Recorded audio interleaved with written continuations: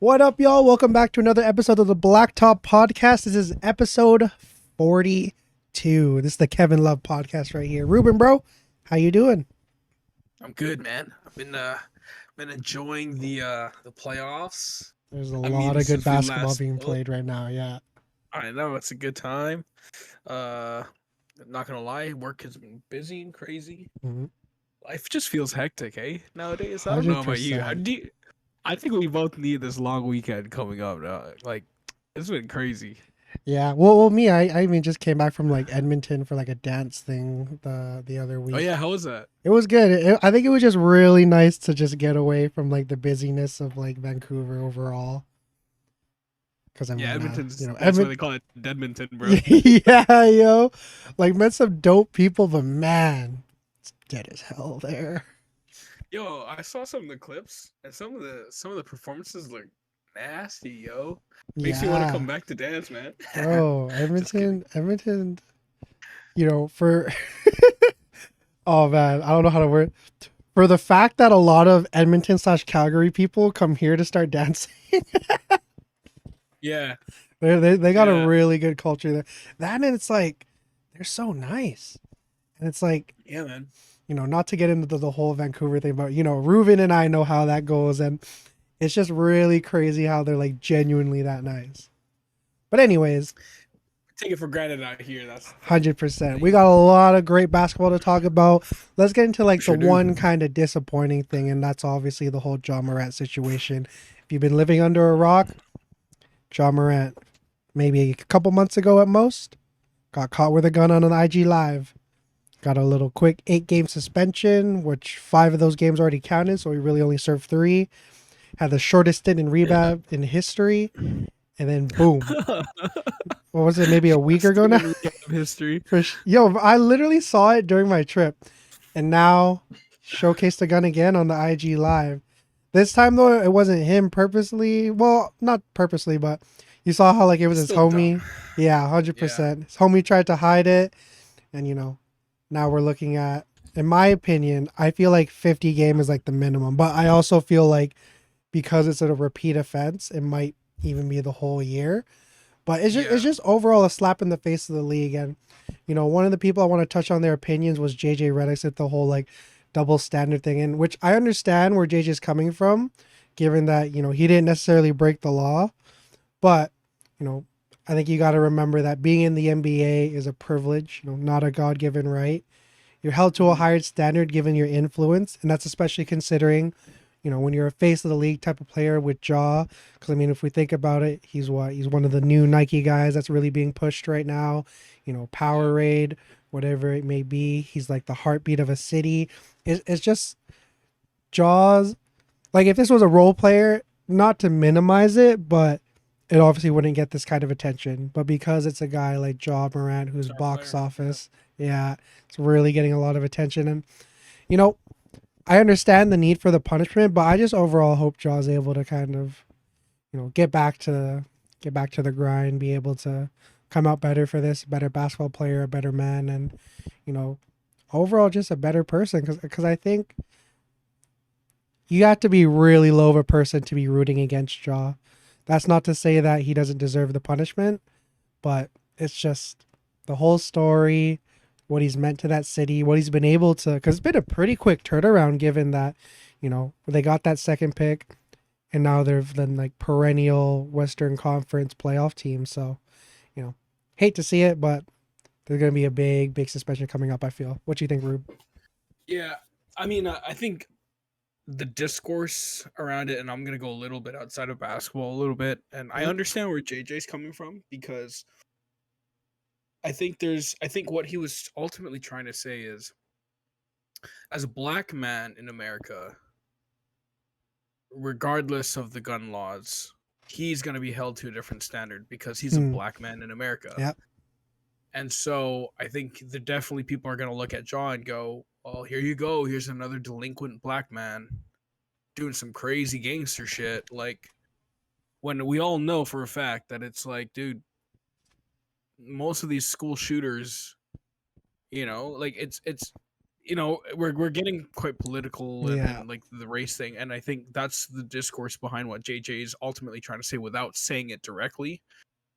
So, I mean, I'm not going to touch on that too deeply, but we all understand like what we're trying to say here is, John Morant is a young black kid, and people are going to go, well, here we go again.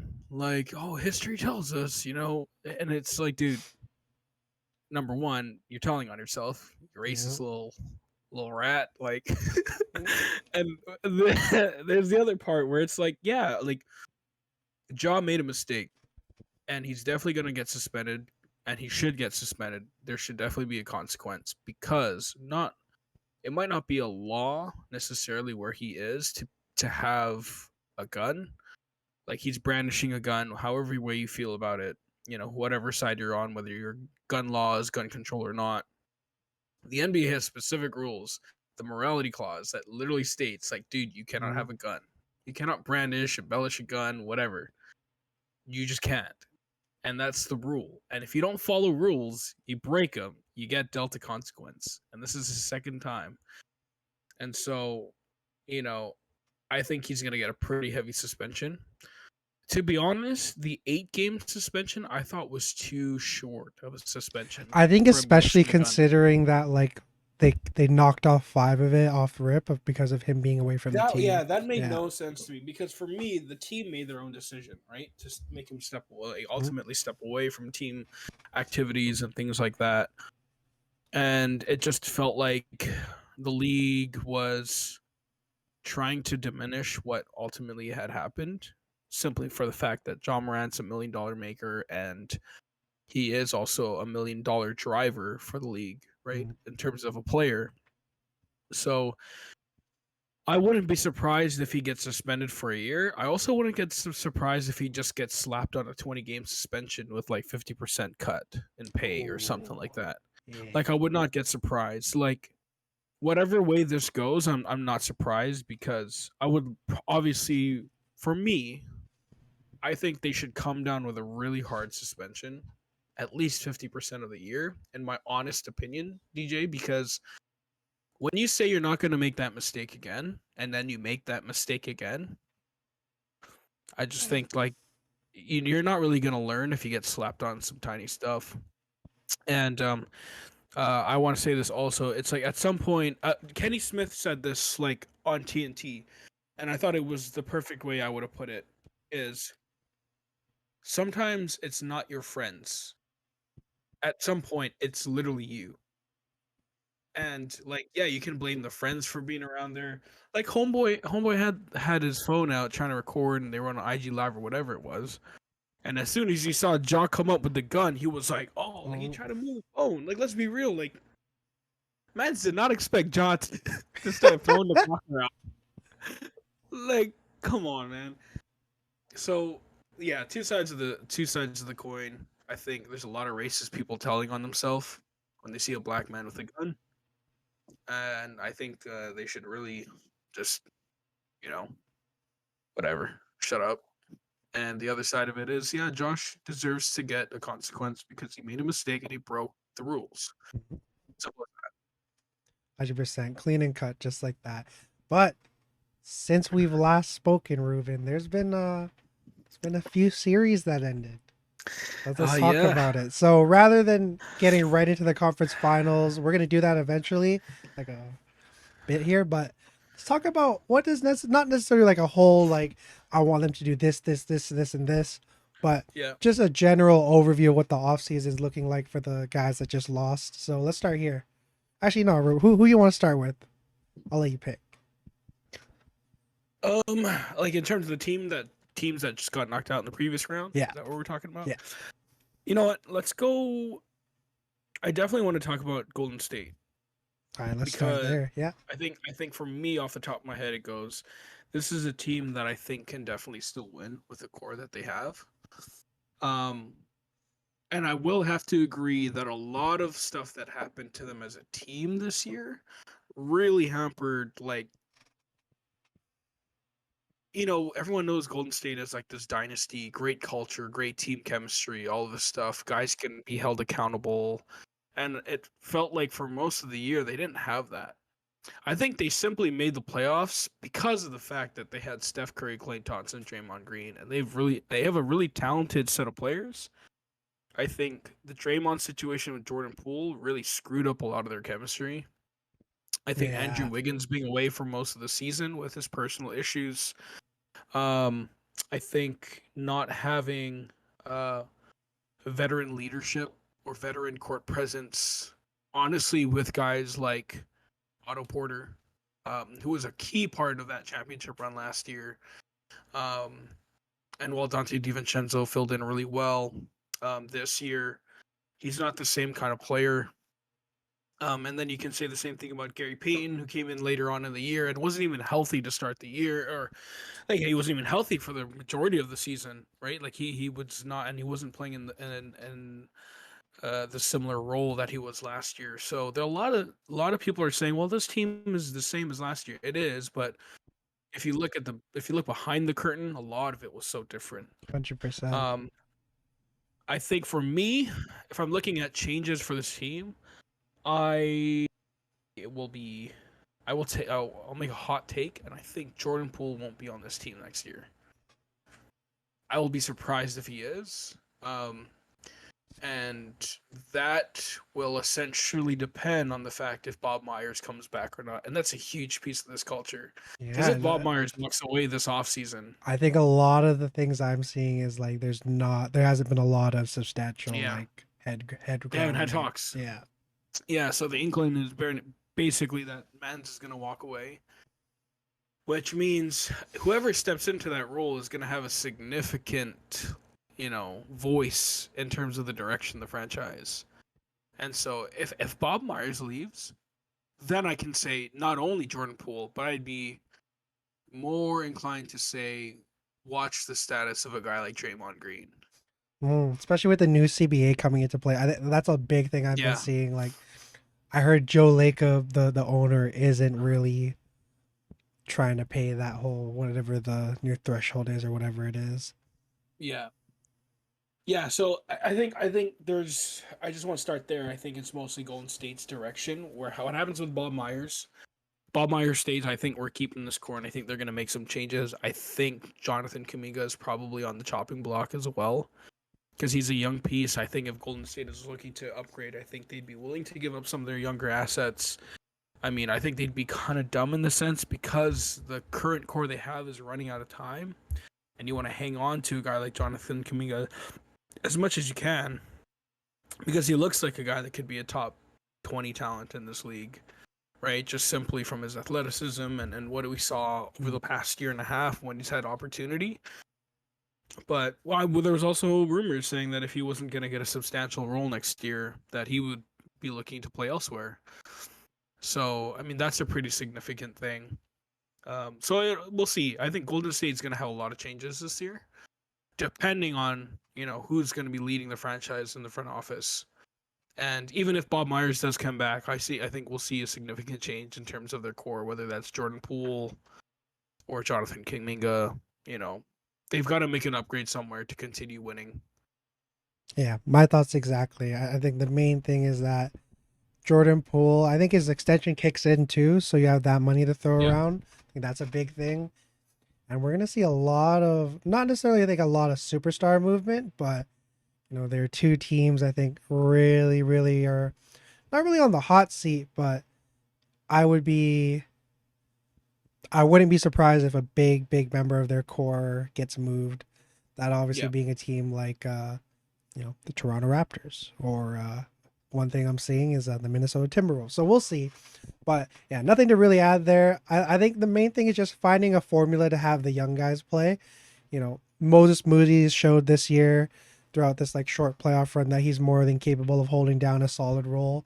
I think the Yep. energy he brings, the fact that he's able to stretch the floor, the athleticism he puts on that court, 100% he's going to have like, obviously not like a kind of DiVincenzo level minute load, but I don't think there's a reason he shouldn't be getting like 12 15 a game kind of thing. I think the same thing with Kuminga. Yeah. Like we said, I think the talent is there, the potential is there. I think it's just a matter of letting him get his reps in, and That's a really, really important thing for the young guys. I think you're especially seeing now to where it's really hard to break through when you're not getting consistent play time, and that's how you get guys, leaving their teams and whatnot. But yeah, I think it's just that. Let's move on to this next team. Let's talk about.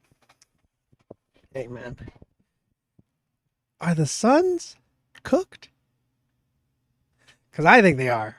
Let's talk about that. I mean, they just fired Monty Williams, which Yeah, I think was kind of a I think it scapegoat. was I a understand it. scapegoat, yeah, Yeah, like 100% I understand it, but yeah, it's the fact that that team was totally cheeks to begin with. But I mean, when we look at it, They were barely a playoff team all season long. no either. doubt, and even Like, even Chuck said it beautifully to where, if Booker and Katie got to combine for 80 plus for them to just win, I'm cool living off of that. And we're seeing now to, you hear all the Chris Paul rumors. I don't necessarily think that they're going to move on from him. I think you look at what happens when you move on with DA and go from there. Because I think they can still get nothing like a Rudy Gobert kind of compensation. But I definitely think there's a world where they get, two solid rotational players and maybe a young, like, low floor, high upside kind of guy. I think that's kind of what you're looking at with the DeAndre Ayton trade. And that's really, I think, what you need with this team. You have your two Yeah. bus seat drivers, and now it's just about putting guys around them. Torrey Craig, as cool as he is, I don't know if I necessarily like him being one of my starters. So, DeAndre Ayton being on the new team, I think is the first thing we're going to look at. In my opinion, you look to someone like maybe, I was thinking Charlotte, because I think that'd be Yeah. a cool spot, just based on the fact that he'd have an opportunity, and they can maybe get back like a Mark Williams for the Suns. But I think that's the one that I'm really curious to where he's going, because I think DeAndre Ayton, there's no reason why he shouldn't be a 22 and 12 kind of guy. But I think a lot of it when it comes to Phoenix just came down to the fact that Monty wasn't messing with them, and just the way their offense was. It makes no surprise to me he was only really to manage like 8-8 across all the games, just given his lack of opportunity. But you know, the core is still there. Again, they have their two guys, and I think it's just about building out from there. I think you keep Chris Paul, and you got to do some like crazy level of like maybe like load managing, like how they did with Kawhi with the Toronto years, even more to that extent. But yeah, I think the Suns have gone from a team that's like, oh, these guys are gonna be, perennial contenders, to now they got a lot. They're gonna have a lot of noise coming into this offseason, and we'll see what happens. Yeah, they've got 9 expiring deals. Mm, So they've got 6 guys on contract next year. Ish Wainwright is on a non-guaranteed deal. So yeah, man, they've and obviously not a whole lot of cap space. yeah, if you're Jock looking at the Landale, top I to think, bottom. played himself into some decent money this year too. So I think he's definitely going to be retained. I think a guy like Josh Okogie is probably going to be retained. Definitely. And so we're looking at 8 guys for this roster. Again, I think you stood it best. Not much to add on. DeAndre Ayton is pretty much their best avenue to improve this roster. I'd probably go in a sense of look at DeAndre Ayton to land in a spot where there's a team with kind of an influx of assets. So it could be a number of draft picks, it could be younger players, it could be a mix of a veteran and a young player and a first round pick. Because I think with the deal to get KD, giving up the amount of draft picks and the young assets they gave up, McCall and Cam Johnson, I personally think that this team would have been much better suited to run its course with those players and its draft picks. Build around Cam, build around McCall, build around Devin Booker. That's 3 guys you can build around with draft capital and continue to build around that core. If for whatever reason that core of Booker and Ayton and Chris Paul ran its course, which we said from the beginning of this year that this team was ass. Like that's how we literally described it. So Matt Ishbia comes in, bought the team, made the trade for KD, and seems to have taken quite a bit of control. Yeah, And cleaning seems to be house. he seems to be holding the puppet strings on James Jones, right? So, I mean, DeAndre Ayton is their only real avenue to improve this roster. And so, I even think that if we go into this offseason,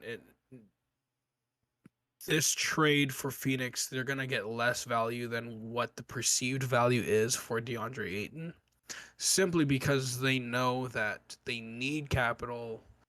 I mean, is DeAndre or Ayton worth a first round pick? Absolutely. I think he absolutely is. I think that's no question. Mhm. But in terms of the surrounding talent that they're gonna get, you're not gonna get an all-star back for DeAndre Ayton. You're going to get a level of role players and young, unproven guys to fill out the roster, which is quite frankly what they need. And they need players who can sit around Kevin Durant and Devin Booker. And I think Ayton also just is no longer a natural fit there, especially with Chris Paul, who obviously his opportunity as a point guard on that team, less ball control, because he's playing with two guys who love to take the hardest shots in the league. So, yeah, I think building the roster around them, I think Chris Paul is probably gone too. I think he's going to get dealt to a team that Okay. requires a ball dominant guard. I personally think so.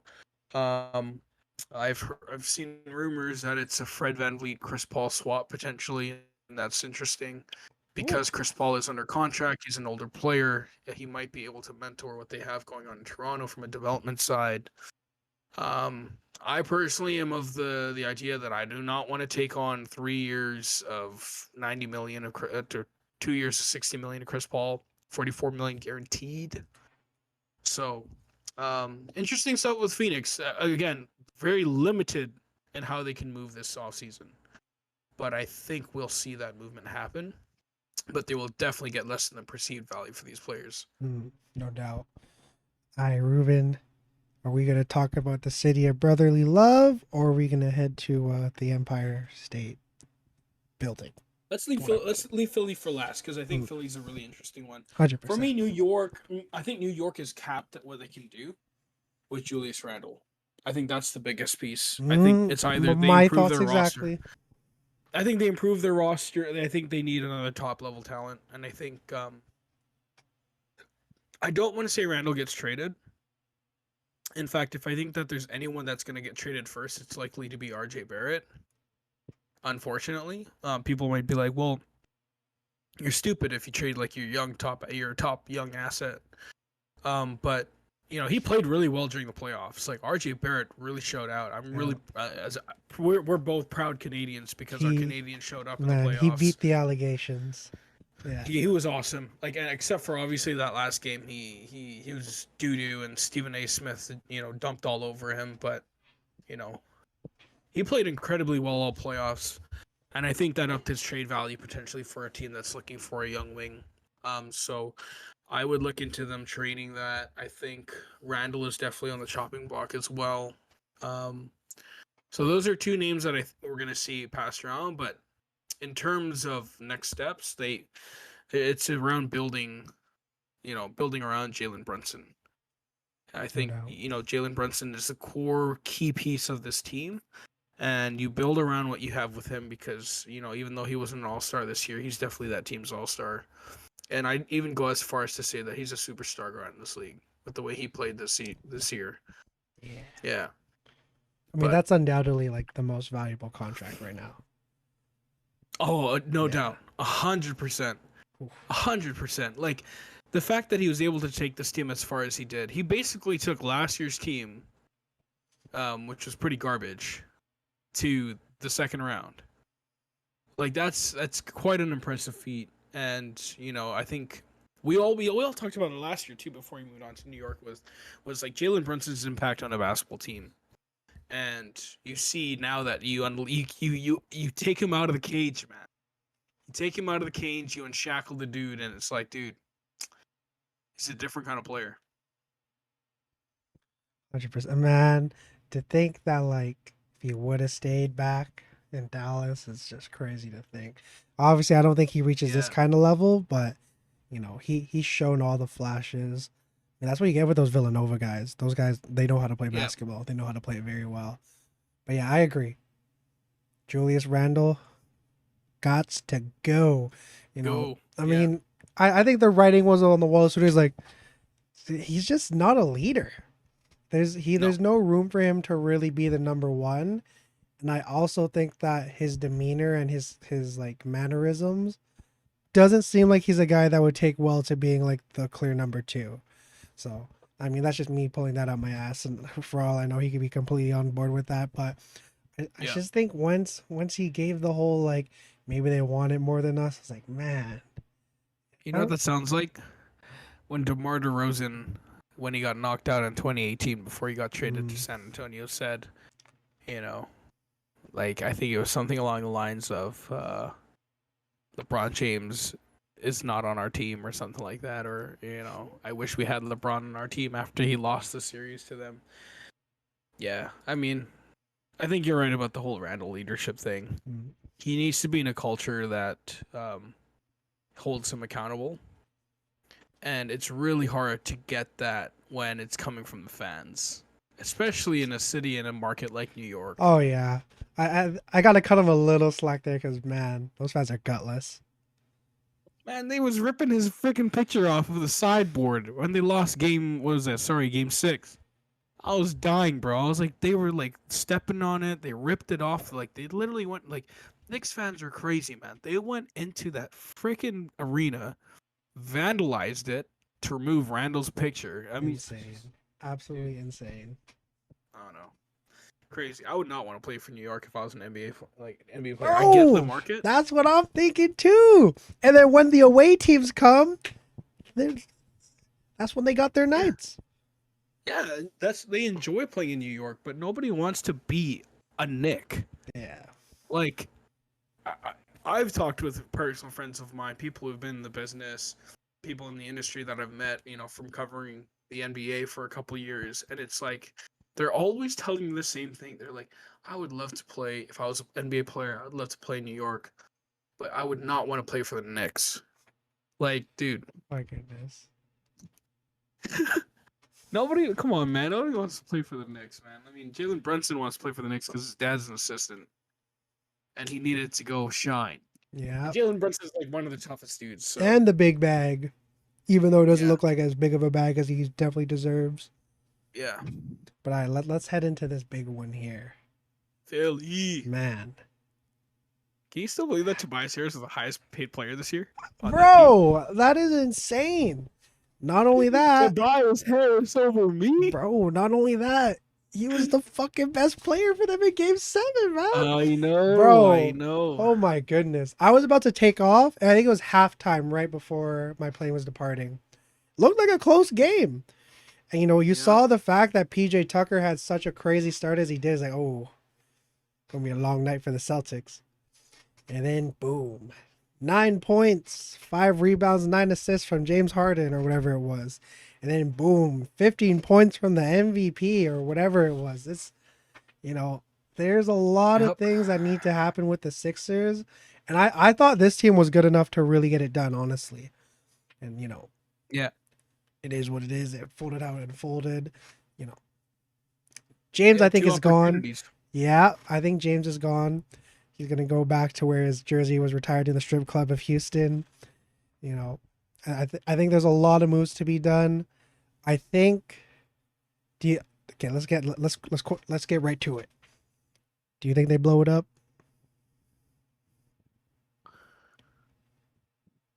Because I'm under the impression that I think if James is gone and there isn't like a big move to be made to where it brings them back James into is gone, it. They don't have a big Yeah, move. exactly. So the big move is trading Joel. But I don't think Joel's gonna get traded. I would never. It's hard for me to sit here and think about it now, but it really hinges on if James stays or not. Because if James stays, then boom, you can build your team around them, in a micro way. I think Doc Rivers coached his team really well, so I think we should start a bit there. Is Doc Rivers coached his team well this year, but I think they were also very bottlenecked by what they could do with him, lack of adjustments, and he's blown many series leads in the past. Granted, not a 3-1 lead, but they had opportunities to win this series twice. Mm. So I think a different head coach that is going to put this team in better position to be successful.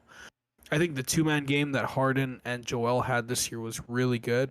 I just don't think it was an optimal style of play when they were very duo-centric. Is that what we were calling it the last podcast? Yeah. A very duo-centric offense when I think with the team that they had, they very much could have played a much more open motion style of offense when you have guys like Tobias Harris, PJ Tucker, DeAnthony Melton, and Tyrese Maxey are all snipers from the perimeter. There's a style of play there that you can have to be much more optimal, especially you're on a guy like James who can get downhill and still create a lot of shots for other players. Same thing with Joel.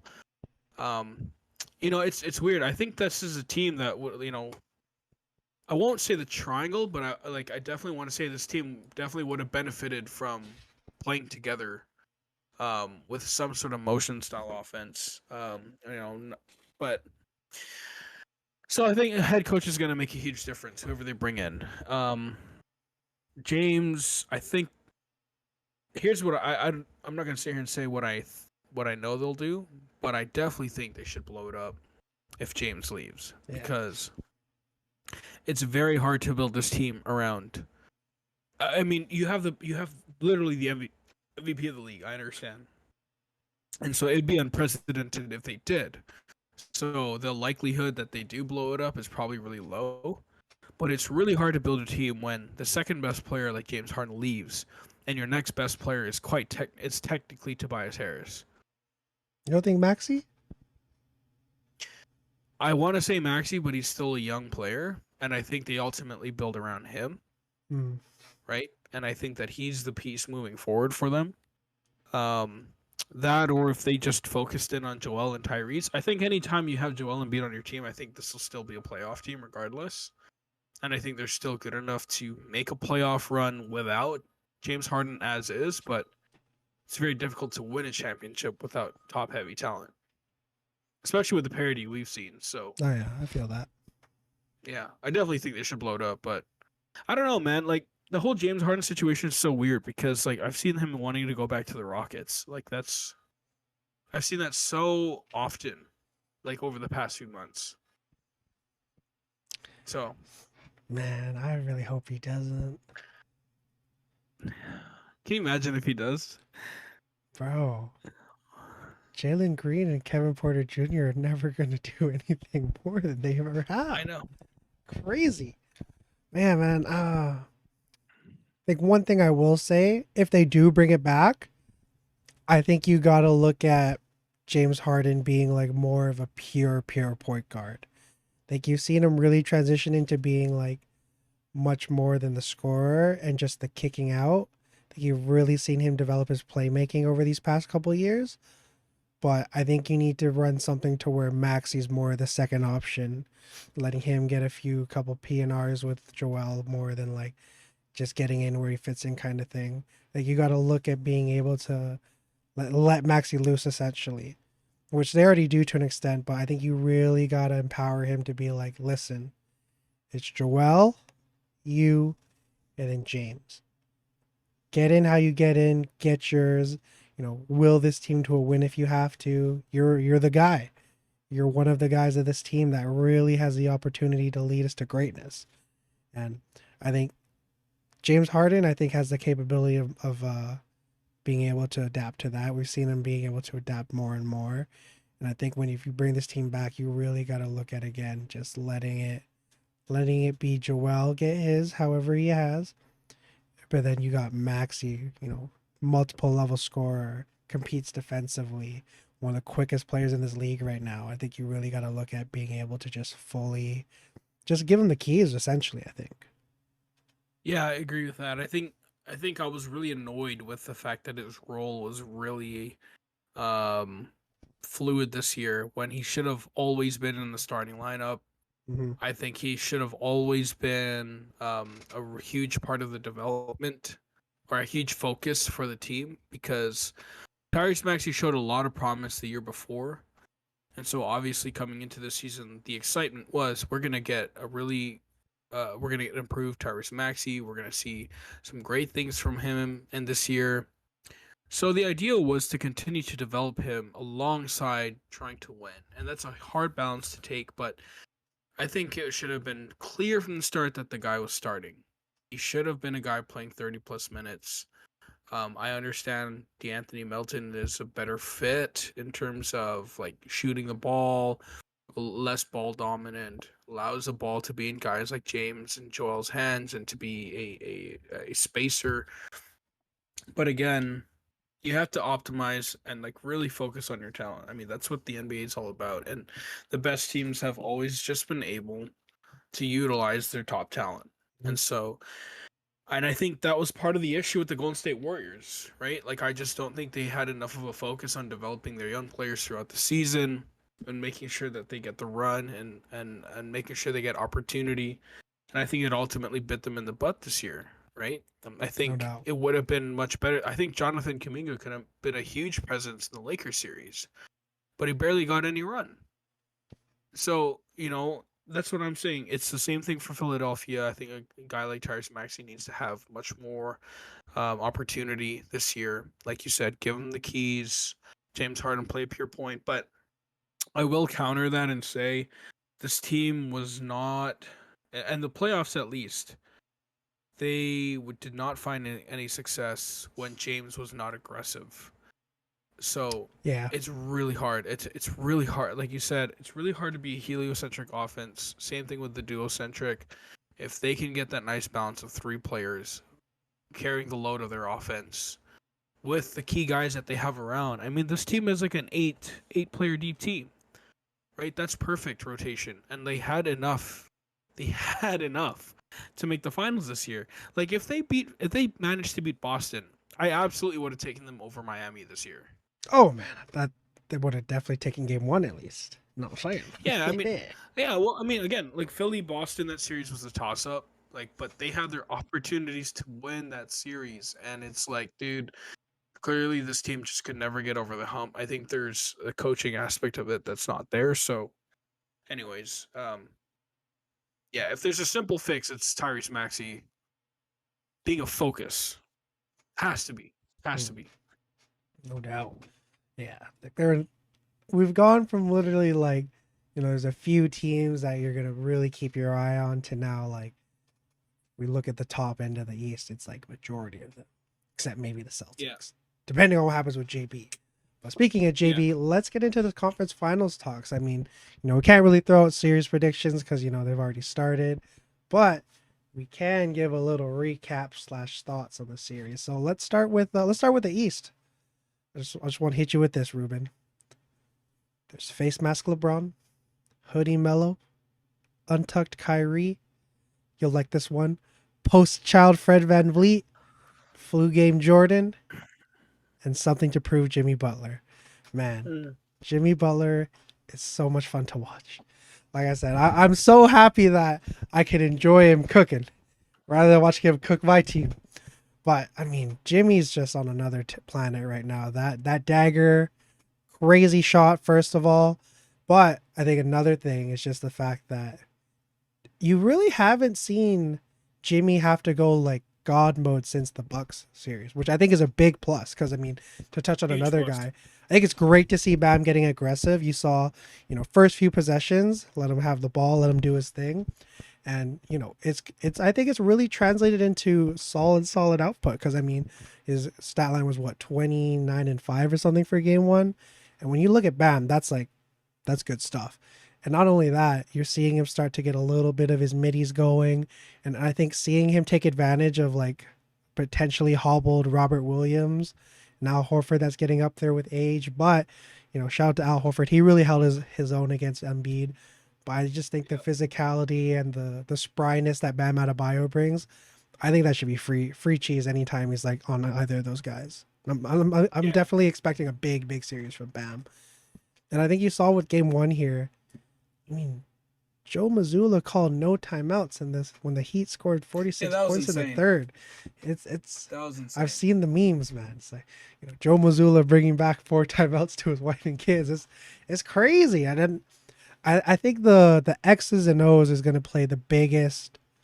I think it's going to play the biggest possible like factor that it can with the Celtics run.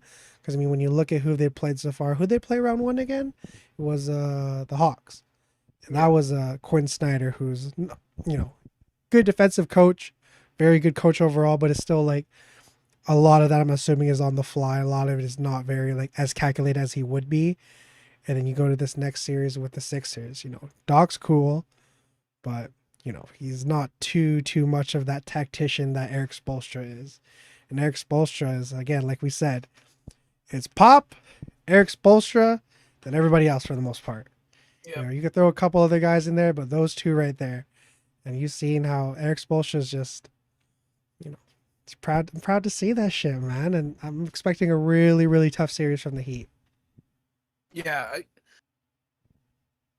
it's a different series because, like, you know, if you compare Boston, or sorry, if you compare Miami and Philadelphia, two completely different styles of play. No doubt. And I think you hit the nail on the head with Bam. It's just a different kind of matchup for a guy like Al Horford and Robert Williams. It's a different kind of matchup because Bam Adebayo is a facilitator, right? And so very much in the very same model of Jokic, where he's a guy who can take it off the board and facilitate your offense. And that opens up a lot of opportunities for your players. So that's why we've seen guys, when he's been more aggressive, we've seen the Max Strutzes of the world, the Duncan Robinsons, obviously Kyle Lowry, who has turned the clock back to 2016. Cook it in game one. Yeah. Dude, he's playing awesome. Like, you literally can't sit here and say that Kyle Lowry has not been the X factor for this Miami Heat team, especially in the last series. He's been special, and I'm glad that he's finally getting the flowers he's deserved, because, you know, there wasn't a lot of this talk when he was doing this for Toronto, and even in last year's run, where they said, well, he's a champion, but he wasn't getting the same flowers that he's getting right now, and same way that they talked about Chris Paul for the longest time. And so, I really think that Miami poses a lot of matchup issues for a lot of teams. And I think the reason why they struggled in the regular season compared to, obviously, the playoffs is, I think, you know, health was a big thing. I think this team just simply coasted. And Jimmy Butler did not play he had a great regular season, but he becomes a different animal in the playoffs. 100%. And I think, you know, he's clearly conserved his energy for this time of the year. Same thing with a guy like Kyle Lowry, who was out for most of the year. And again, let's remind people that, like, Tyler Hero is not in the lineup. Yeah, they're doing this without their leading shot maker or shot creator. Yeah. So I think the way they play Spo is awesome. Like we talked about this last series. I think Spo is going to outcoach Joe Mazzulla in this one. And I think if Boston were to win the series, it would just be simply from the fact that Jaylen Brown and Jason Tatum are playing out of their minds. I don't think, from watching that first game, there wasn't a lot of team basketball, and it frustrated me because Boston has a lot of really good pieces, and I think that's what they were so good at last year and why they made their finals run, is that they were really good at playing together as a team, you know, maximizing opportunity. But right now, what they're doing a lot with Jaylen and Jason Tatum, Jaylen Brown only shot 18% from the field in that first game, right? Let me double check Like, that. he shot something crazier, 18% from 3 or something like that.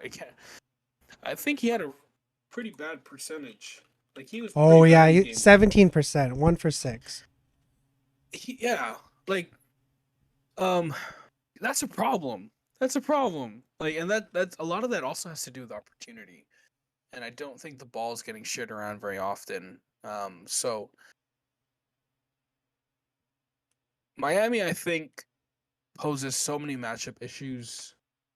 They're just getting the most out of that team. Sometimes also it's just this team is just clicking and peaking at the right time. No doubt. And it reminds me of so much of the bubble year and the fact that, well, I mean, it's the same conference finals. So They just caught the wave and riding that motherfucker I think all so. the way. Yeah. Exactly. I think it's exactly that. I don't think there's anything special to break down other than the fact that Miami's playing really well together. Their chemistry is on point. I think they're clearly confident. Like, I think they literally went into the season going, I don't give a damn where we end up. I think we're just going to Just we're gonna maul everybody else when it comes time to actually play everyone, Mm. and when we have to, like when the time comes, we are going to be the best team. So I don't know, man. And Jimmy Butler's incredible. I think Bam took a lot of flack this year. Even though he did have a really good season, people were like, "Well, Bam's barely an all-star player." But he all this year in the playoffs, man, he's looking like the perfect second option to Jimmy. Mm. Yeah, I think So to that point, to add to that, I feel like Bam gets a lot of flack because I think a lot of people see the potential that he has. A lot of people see the frame, they see the skill set, and think he could be one of, if not the best players in this league. And for a lot of the past few years, it's been very stagnant in his play, which isn't necessarily a bad thing. Because I mean, in his offensive yeah, play, though, the stagnant Bam is what? That's 20 and 9 and like 3 assists on average, whatever I'll it take may that be. any day. Hell yeah, that's what I'm saying. So I think you're really gonna see Bam really start to empty the tank in this series for Yeah. sure. But the 29-3 also doesn't necessarily represent how much he impacts the game on the defense. Oh my goodness, I'm not gonna lie. Giannis is great as for defending 1 through 5, but I think pound for pound, I think Pound for Bam is pound, the yeah. best 1 through 5 defender. True. Mm. He's a true 1 to 5. Yeah. Like I could trust him guarding Kyrie Irving for a full game. Yeah.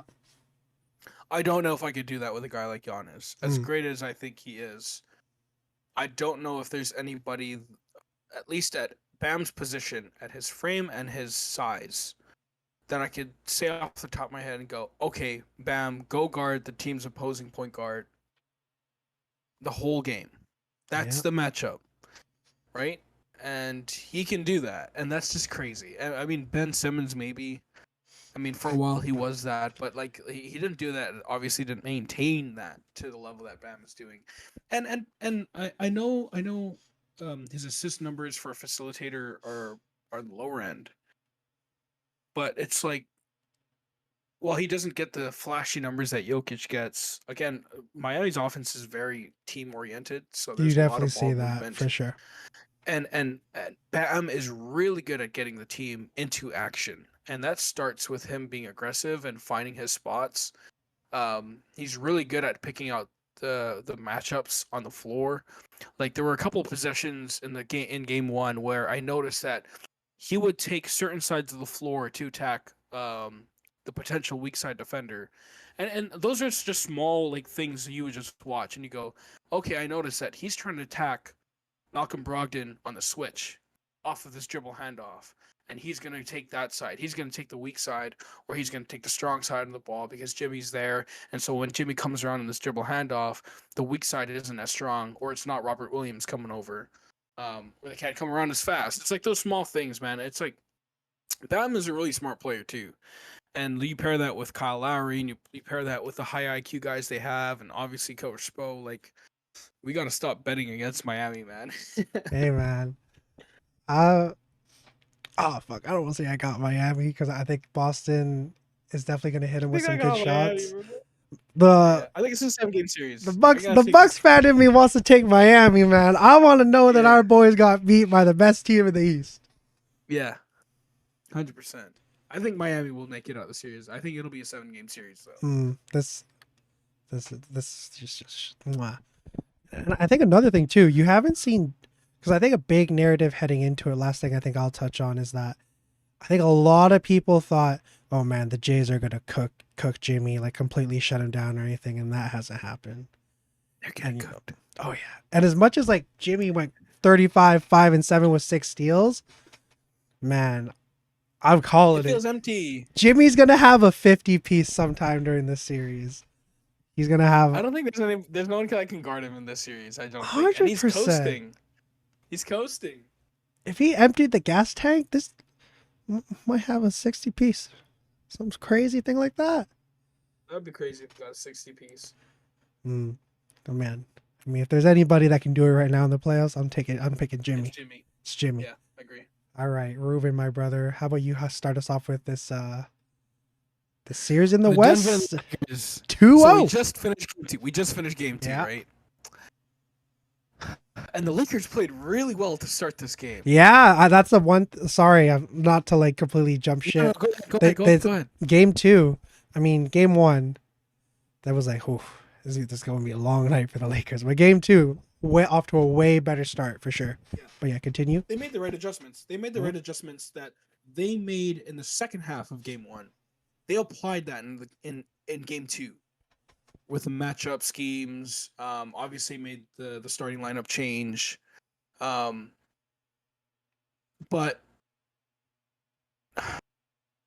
Denver's just a better team. This team is Denver humming. is just a This better team is team. humming. Yeah. I think that Denver is just a much better team, top to bottom, play style, chemistry, being on a string defensively. They are just that much better of a team. Like we talk about definition of team. Like they are the best team in the league. They are the best team in the league. They are the best team in the league right now. Obviously not record wise, because obviously that was Milwaukee. But sorry, I had to throw that. Hey, that's okay, man. They lost in the Uh, first round. You can throw all the jabs you want. Bro, Denver is playing at a level that is just like what we said about Miami. They're just peaking at the right time, and they had been really good all year long, except for like the last month where they kind of dropped off a little bit. But there's something so crazy where you look at this team, and almost any given night, it's either Jokic and or Murray Mm. and or AG or Bruce Brown or Michael Porter Jr. It's like there's always going to be someone that's going to contribute at a high level. And when all 5 of them or 6 of the main guys are contributing at a high level, it's so hard to stop. Like just watching them play basketball and the way Jamal Murray stepped up in that fourth quarter, he had Oh, been playing awful the first 3 quarters. I think it was Game what, 2. like 10 points on 12 shots or something like that. He was Yeah. he was garbage. No, like straight up, let's be honest. Like he was so bad in the first 3 quarters. And then he went on and put what 23-point fourth quarter? He's cooking. I know Like- that. Christ, man. Dude, that dude is built for the playoffs, right? Like Mm. he was pretty special. The way he was hitting shots too with under duress. And that's the beauty about Denver is they're really good at getting easy baskets, Yeah. creating easy opportunities for each other, getting wide open shots. But in the playoffs, you gotta have guys to hit those tough ones. You gotta have shot creators. And Jamal Murray and Jokic, game 1, it was all Jokic. Game 2, it's been Murray. Who's the next one? Michael Porter Jr. is a great shot maker, especially Yeah. the difficult challenge, like the difficult shots. So I think that's what separates them is not only do they have every level that you need to be successful, both on both ends of the floor, but every level, like 3 levels, easy scoring, like there's no hole. Like if I looked at this team, DJ, like the my one piece analysis always is like for some reason, like there's no holes on this team. Like I don't think there's a weakness. Other than maybe Jokic's interior defense, but he's been pretty Yeah, solid that's so the far. big one. But everybody, I'll say this. Everybody's competing defensively. I'm not saying everybody's Yeah. locking up their man, but there's not a lot of lapses on the defensive side of the ball as much as you'd expect from a team that wasn't the best defensively during throughout the year. Yeah. Yeah, and I think a lot of that has to do with personnel, like KCP and Aaron Gordon on your perimeter, Mhm. defending LeBron James and those guys on the perimeter. I think that makes a big difference. I think Jokic is such a high IQ player that a lot of his defensive awareness makes up for his lack of defensive ability, if that makes sense. See, I Because feel that. sometimes if you can get to the spot, or if you can just understand how you can defend a certain possession or a certain action better than maybe a guy physically can, like we understand always, like, oh, you're able to body him in the post, you can get steals, like you can you can strip him in the open court. Like those are the physical things, the physical nature of the game. But sometimes Jokic is just beating these guys to the spot defensively, and a lot of actions, and we're seeing it. We're seeing him meet, for example, AD at the top of the key and defending him in a way that he doesn't foul and making sure that Yeah, he he's not he takes a ducking tough no shot. smoke. No, he's not, and so that's been the really impressive thing is sometimes your IQ can make up for your lack of ability, and that's literally Jokic. The dude's like 400 pounds. The dude is game breaking. Ruben, bro. I know, Do you man. do you remember his stat line from just the first quarter, game 1? Yeah, it was something like was it 10? He had like double digit rebounds already. He had Yeah. 5 assists, right? And it was Yeah, 12 he had points? 8, 12, Something and like 5. There you go. Bro, that shit's even hard to It's do in insane. 2K in a Yeah. quarter. Man.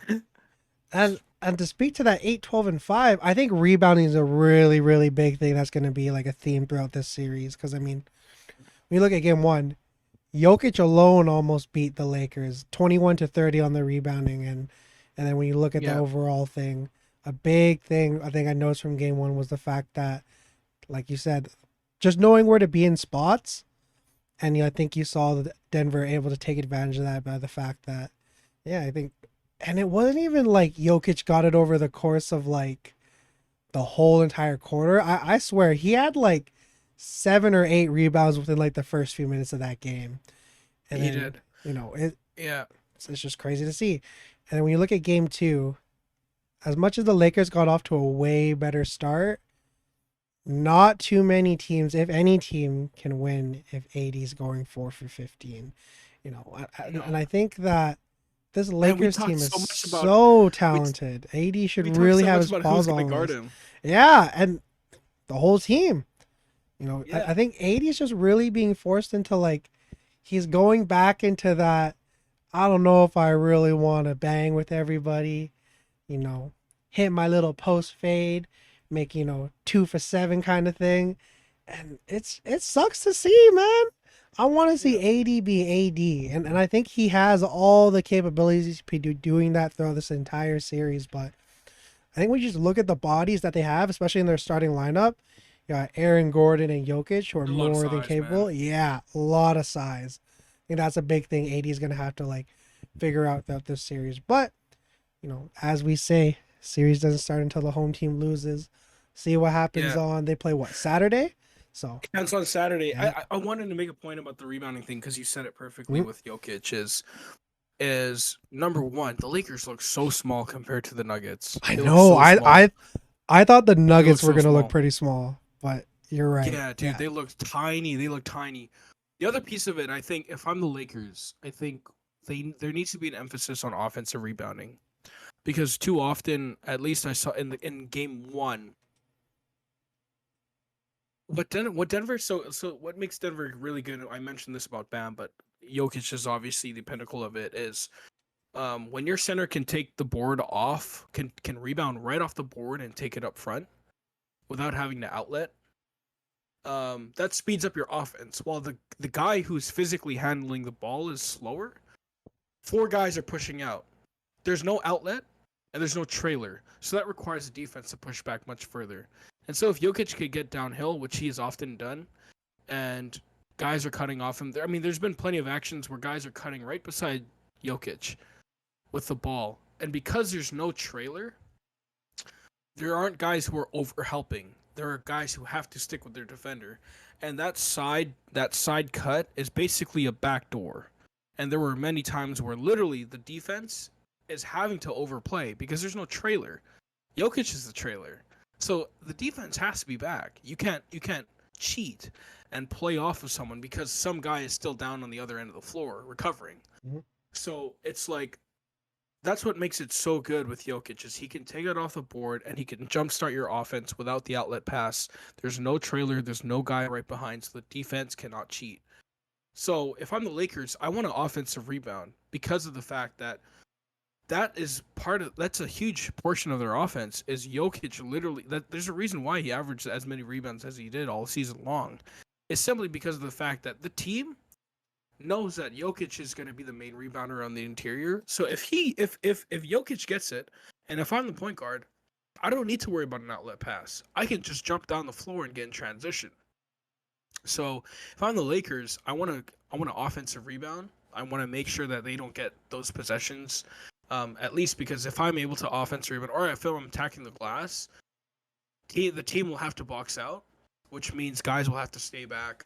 They'll have to create outlet passes because usually when guys go in for offensive rebounds, there's defense in the backcourt. So those are just those tiny adjustments I think they should make. But obviously, it's really difficult with the size that Denver has because everybody on that team can rebound. And I mean, Jamal Murray, their point guard, is a 6'5" point guard. So, I think that's a small thing that they should really look at offensive rebound. I think a guy like Jared Vanderbilt, I think they should play a bigger lineup. And I think this is clearly not the series for D'Lo. He has struggled. Struggled is an understatement, man. Oh my Understatement. goodness. I think there might be a benefit to playing LeBron at guard as your PG. I wouldn't say making this the starting lineup change, but I think that a significant amount of your playing time should be, Vanderbilt, AD, Rui, LeBron, potentially Lonnie Walker. Maybe you reintroduce Malik Beasley back into the lineup. I think this is just something that's worth looking into for more size, and that's a lineup that's good enough with enough shooting. Obviously, Austin Reeves play the 2 guard of the point, but there's more than enough. There's enough shooting there to keep the defense honest, but they can match up the size, because obviously they want to set the tone and they want to come out with the first punch, but it's really hard to do when Denver's dictating the style of play from the defensive end, right? And then so when they're getting off the board, like their offense is their defense. So it's really fun to watch this series because I love seeing how like the high IQ players like LeBron and Jamal and obviously Jokic and AD, and then top level coaching from Mike Malone. Darvin Ham has been a great quote all year. Like there's really like high IQ basketball going on in this series, and I love watching it, like the breakdown. But yeah, I think, man, Denver, man, I think Denver's such a looking special team. Denver's looking like it's theirs. Not even just the conference finals, but man. The last thing I'll mention is what was it? Oh, yeah. I mean, obviously, I'm going for Denver in this series. It's just to say that my girlfriend's mom, huge LeBron fan. I had to. My whole family, LeBron fan. Man, I had to eat a lot of the trash talking, and now we're looking at boom, Denver's up 2-0.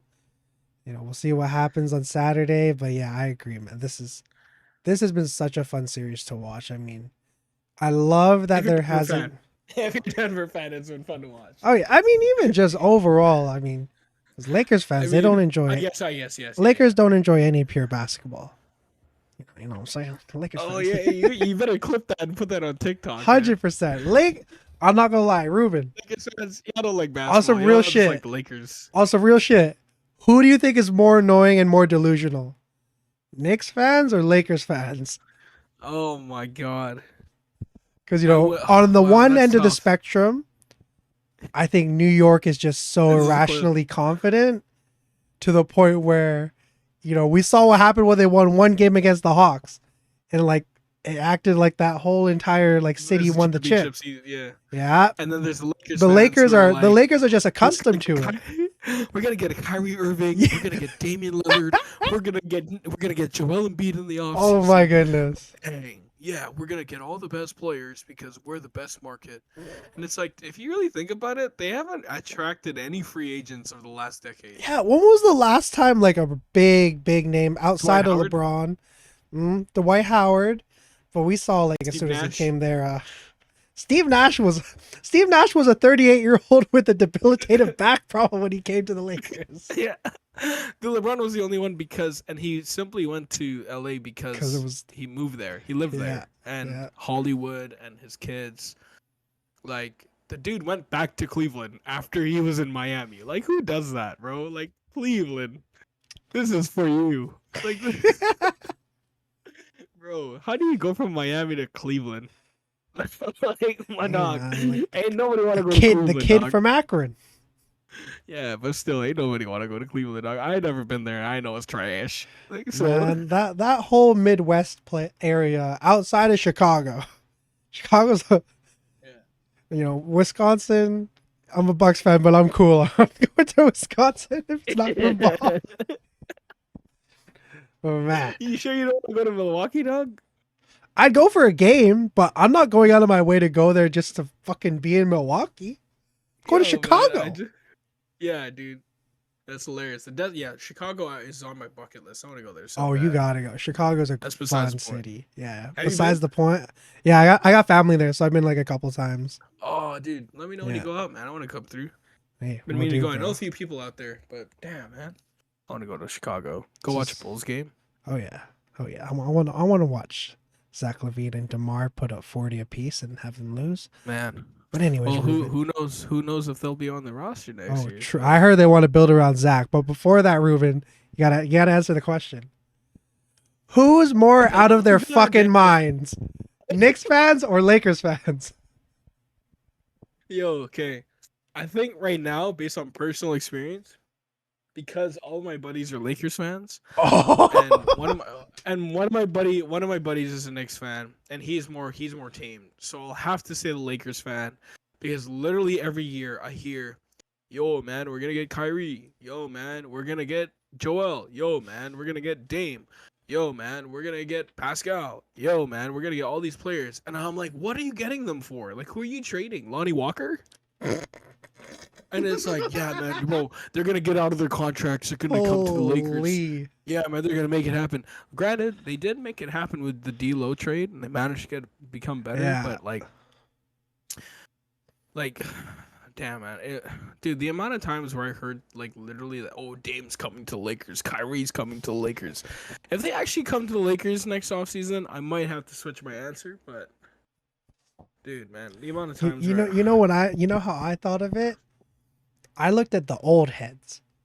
The old head Knicks fans, yeah, for the most part, they're all cool as fuck. You know, they enjoyed the teams that they've been able to watch. You know, Yeah. they enjoy watching the new guys come in. Versus if you're a Lakers fan, especially if like you weren't there for any of the good times, you feel like, oh man, we're invincible. 18 championships, but I can't name the first can't name the yeah, first few guys. that pisses me off too, because there is a buddy of mine who is a Lakers fan, and he goes, "Oh, well, you know, the Lakers have more championships than the Raptors." And I go, "Well, you know, the Raptors have also been the pinnacle of winning for like the last decade. The Lakers, like, they won the same amount of championships in Prior- the last 8 years." Prior to 3 So it's years like- ago, were ass. Yeah. Yeah, so like what are we talking about here? And they go, "Well, yeah, you know, we got this many championships." I'm like, "Dude, you guys have what, 6 championships in the era of color television?" I mean, that's a joke obviously, but it's like, you know what I mean? Like a lot of these championships go way back. Like, That go is, way there's back. so many people that claim them when like they weren't even there for Kobe, or like when it was That's what I'm Kobe. saying. Yeah, that's crazy Yeah. shit. Like they weren't even there for, like, bro, come on. Like you're talking about, man, you know, we had Shaq, and I'm like, dog, the Lakers had Shaq. You were drinking out of your bottle still. Like people get mad at me then when I say I'm a day one Raptors fan. They go, "Well, you know what? You weren't around when you saw Damon Starr get drafted." I'm like, dude, because I wasn't born yet, dumbass. Like literally, when I could actually comprehend the game of basketball, You watch My your team first draft team was Andrea Toronto. Bargnani. dude, literally, I watched my team draft Andrea Bargnani, and I went, you know what? This dude looks like he could play, and I followed the team for the rest of my life. Does that mean that I'm like a day one fan because I followed them from draft day, or the moment that I understood what life means, that I followed a team right off the bat? So anyways, I've had those conversations with Lakers fans. Mm. That's stupid stuff like that. I'm like, why did you follow the team? Like when they had Damon Stoudemire? I'm like, well, did you follow the team when they had freaking Kareem Abdul-Jabbar? Like, Followed when they had bro. George Mikan. Do you even know they weren't even in LA before? bro, that's the craziest part, man. I don't know, man. Like, were you watching when Jerry West was there? Ooh. Come on, man. Like, what are we talking about here? Like Bob Cousy. Oh man, Celtics. You know what? I'll throw Celtics fans in there. I know someone who's a Celtics fan. Oh man. And oh my god, I've never literally listened to someone who overrates their team more than a Celtics fan. Like, that's some crazy stuff. This is gonna clip this whole conversation, man. There are No some doubt, fans. man. Like, if we were like the tier fans, like That would be a fun exercise. Let's say this real quick. Who's like the bottom of the barrel? It's like these fans are just not Like, it. you know, people are getting pissed at me for this. I have to throw some Golden State fans, some Warriors I respect fans. that. Yeah. Well, some Warriors fans are pretty bottom, dog. Like, some of y'all are booty cheeks, bro. They get usurped by the hype of Steph Curry, which I understand. Steph's great, but drinking the Kool-Aid a little too much. We believe. Monte Ellis. Run TMC. See, that was a fun time. Yeah. But people didn't follow them that time. People followed Steph and go, yeah, well, I watched when Andres Biederins was on the team. Like, no, you didn't. Man, Andres Biederins. That's a deep cut. That's a deep ass cut. Hey, man, we've been following this game for a minute. Bro, you know who would kill him today? Brandon Rush. Brandon Rush would be cooking in the league today, man. Bro, Corey Maggette. Oh my, Corey Maggette was nice. Dude. Oh man. That's hilarious. But yeah, Denver in 6. That's what I'm thinking too. My mom's girlfriend, or my girlfriend's mom, thought it would be Lakers in 5. Thought that they'd bounce back, but see what happens. Yeah. All right, let's get into the last portion of this podcast. The draft lottery. Here's my little tagline. Something about the Spurs and generational big men, and something about the Spurs and generational French players. It felt like the writing was on the wall for Wemby to really be a Spur, and I'm not gonna lie, when you look at the core that team has, that team's gonna be nice. You got Trey Jones leading the way. Obviously not as good as his brother, but he has the makings, I think, to be at that kind of level. Devin Vassell's a guy who took a really, really big step last year. Keldon Johnson, he's got that Olympic experience, really has that, as they say, his nickname's Mustang. He really has that kind of engine. And even like the young guys they drafted last year, Blake Wesley, Malachi Branham really started to pick it up at the end of the year. Zach Collins, I think, is going to be a really serviceable big man, and I think really be able to help Wemby translate to the American version, or the NBA game. Not to say Zach Collins is anywhere near the kind of talent that Wemby is, but they do have kind of similar, sort of undersized centers, being able to use their finesse more than like their brute strength. I think that's going to be a really good thing for him. And, obviously, numero uno, hopefully he's there for a long, long time than he already has been. Greg Popovich. I think the Spurs are really set up for success here for sure. Yeah, I think Pop will literally be around forever. Oh yeah. I think because they landed Wemby, I think it's really hard to step away from coaching that. No doubt. So there were talks, but I think that's great for the Spurs franchise, man. I mean, they've had some tough breaks recently, the last couple of years. Obviously, the Kawhi situation wasn't great, but they managed to get back DeMar, but never really had any playoff success with him there. And then, DeMar obviously, chooses to go to Chicago in free agency, and they rebuild. And this is their first real rebuild in 20 years, man. Like, the amount of success that this team has had, this franchise has had, I also don't think that there's a better place that Wemby could have gotten drafted to. I mean, culture, management, coaching, Coach Pop. Man, like, Tony Parker might be fucking living with that dude. Yeah, I mean, I think there was, if I remember correctly, I was watching it on a podcast that Tony Parker had a bit of a bitter ending with San Antonio, which is why he hadn't been. That's what, when he went to Charlotte. Visibly present. Yeah. Yeah, and why he hasn't been visibly present with the franchise since he's retired. But I mean, this is a great way to reintroduce him back into the franchise as. Man, he's a culture setter, man. Like, Tony Parker is an icon of Spurs basketball. Like, he's around for the most successful years.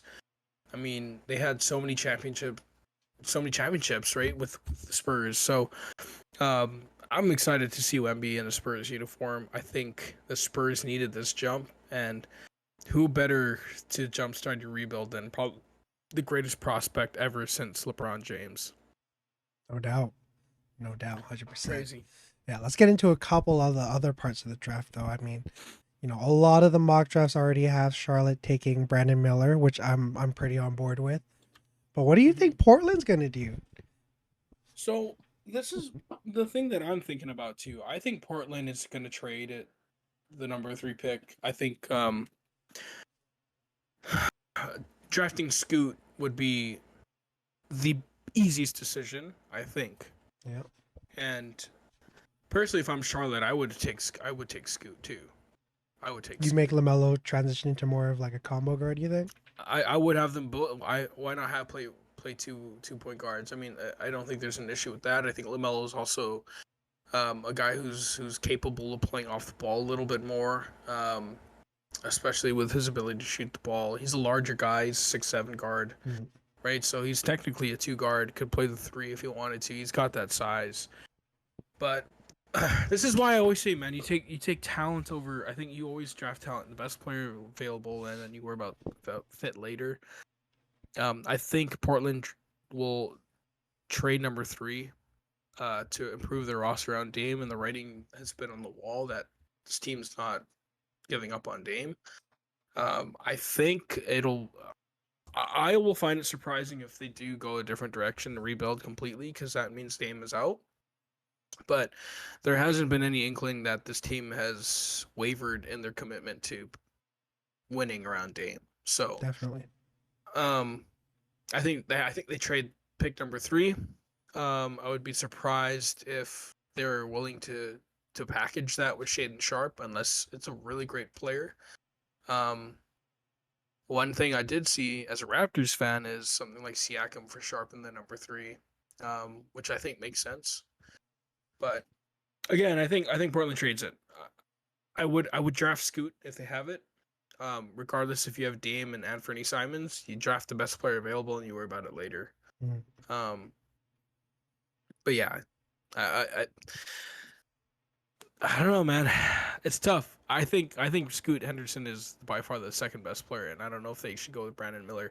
You see all the stuff about Brandon Miller though that came out just recently? Yeah. Oh, you mean like the whole gun stuff? Or well, I is know there the new gun stuff, but it's apparently he's out of shape, and his interviews privately and publicly have not been great either. Oh, I have not seen So from what I'm reading, it feels like a guy who doesn't look committed to basketball. Now, I don't know anything. I'm not around these guys. I truthfully have not paid a whole lot of attention to the draft prospects. I've only started my research on them more recently. It's hard to do that here for sure. Yeah. And if anything, I think Amen Thompson is a better prospect Oh, than okay. Brandon Miller. And I really like Amen Thompson. I'm really high on him. So, yeah, I don't know. Brandon Miller, I think he's a headache waiting to happen.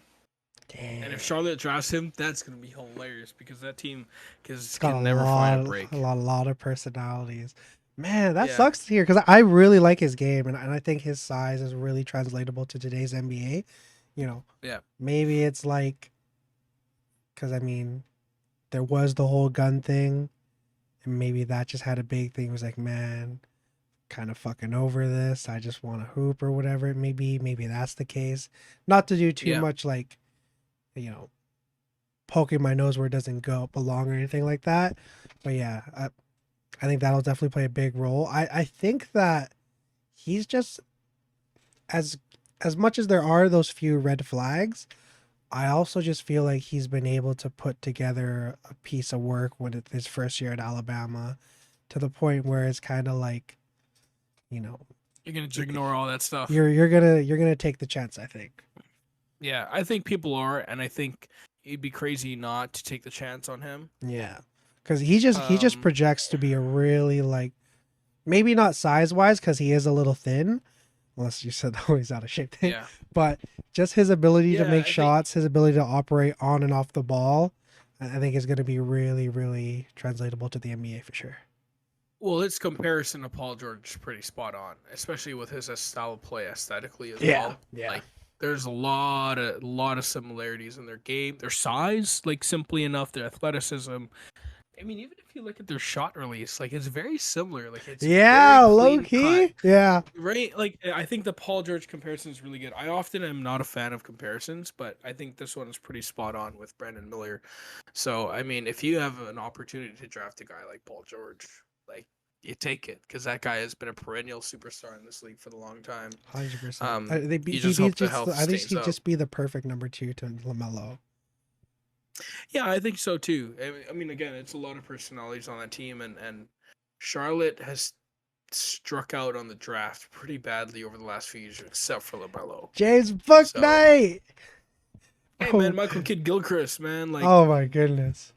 like let's really talk about it. I mean, they drafted Bismack Biyombo number 5. I mean, he still had a solid career, but he never panned out to be the Yeah. great player that they were expecting him to be. I mean, there's a lot of picks that they've really mucked up. So And you better coaches. hope they choose the right one. And coaches. I Oh, really yeah. don't think. Fuck. What's Buddy's name? Cliff. Well, they let go to James Borrego, and I James don't know if that Beret. was the I right- think that was a really bad decision. I liked That what was a James bad Borrego was decision. doing. Who they replaced? What's his agreed. name? What's his name again? Their current coach. Yeah, Oh fuck. Whatever bro's name used to coach the Magic. yeah. He Steve just Clifford. is like an old fart from all the vibes I'm seeing from that team, and I don't think it's Yeah. gonna be. I don't like the idea there. If you do get a guy like Brandon Miller, though, I do like the idea of like maybe not like a Steven Silas. I think he didn't really get a fair shake. 'Cause, I mean, you look at the team he thought he was going to coach versus what he got, and I think if you give him a chance to really play with this team, let them get their brand of basketball together, be able to let them grow together, and I think there's a world where Charlotte, I think, becomes at least competitive. Not to say they're going to win a playoff series, not to say they're going to be a clear-cut top 6 seed, but being able to make some noise, for sure. Yeah. Yeah, no, I agree. I agree 100%. I think we'll just see how it all plays out, man. Mm. I think the draft will be really interesting because I think it's a deep draft. Oh, and yeah. I would say Oh, yeah. there's about 15 to 20 difference makers in this draft, and I think everybody in the lottery is going to get a difference maker.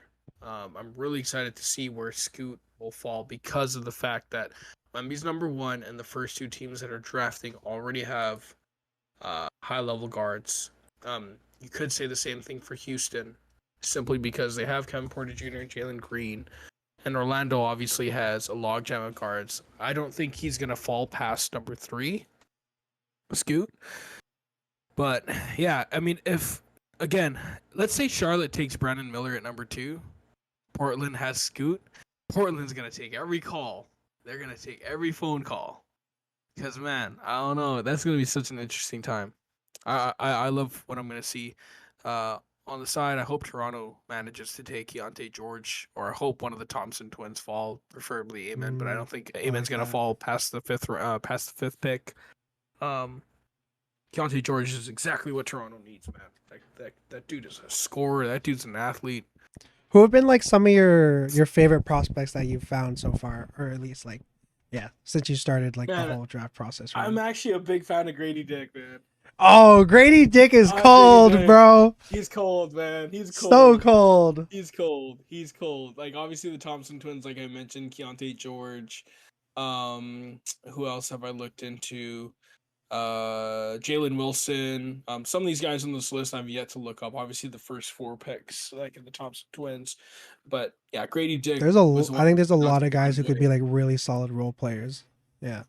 Yeah, sorry, I forgot about Nick Smith. Nick Smith is a really Ooh, good player. Nick Smith's nice. So man, this is gonna be a good draft. I'm really excited about it. And Amari Bailey's gonna go to the second round, but I think he's gonna be. I think he's gonna be. Hey, I think there's a big thing in like, you see now there's a big thing with guys not playing in the scrimmages. Seeing him play there, we've seen guys to where they've raised their stock through that, and I think, Amari Bailey, he's got that Drake's mama factor. You know what I'm saying? Yeah. Amari Bailey's gonna be so nice. Yeah, I hope Toronto can get into the second round. I don't think they have a pick in the second round this year, but whatever team lands Zach Edey in the second round, I think is gonna be pleasantly surprised with that guy. Hell, man, watch. He's probably going to be on the Canada roster, right? He's gotta Gotta be. be. Gotta be.